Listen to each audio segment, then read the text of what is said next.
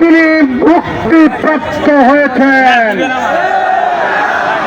সর্বপ্রথম আমরা আল্লাহ দরবারে শুকরিয়া জ্ঞাপন করে আলহামদুলিল্লাহ। সংগ্রামী ভাইয়ের আমার, আমাদের নেতার মুক্তি হয়েছে। আন্দোলন শুরু করতে হবে।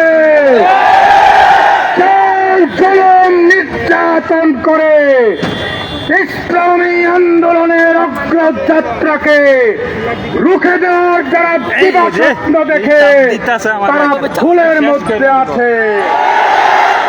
পরিষ্কার আহ্বান, আমাদের রাহবরের নেতৃত্বে যে আন্দোলন শুরু হয়েছে, এই আন্দোলনের মাধ্যমে বাংলার জমিন থেকে তাগুত উৎখাত হয়ে ইসলামী ইমারত প্রতিষ্ঠা হবে ইনশাআল্লাহ।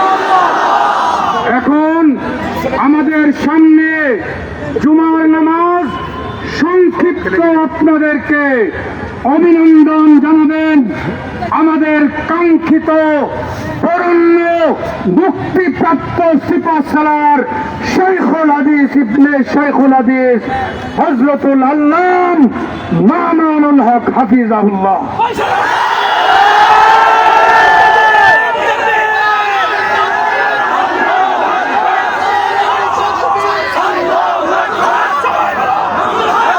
السلام عليكم ورحمة الله. الحمد لله وكفى وسلام على عباده الذين اصطفى. أما بعد فأعوذ بالله من الشيطان الرجيم.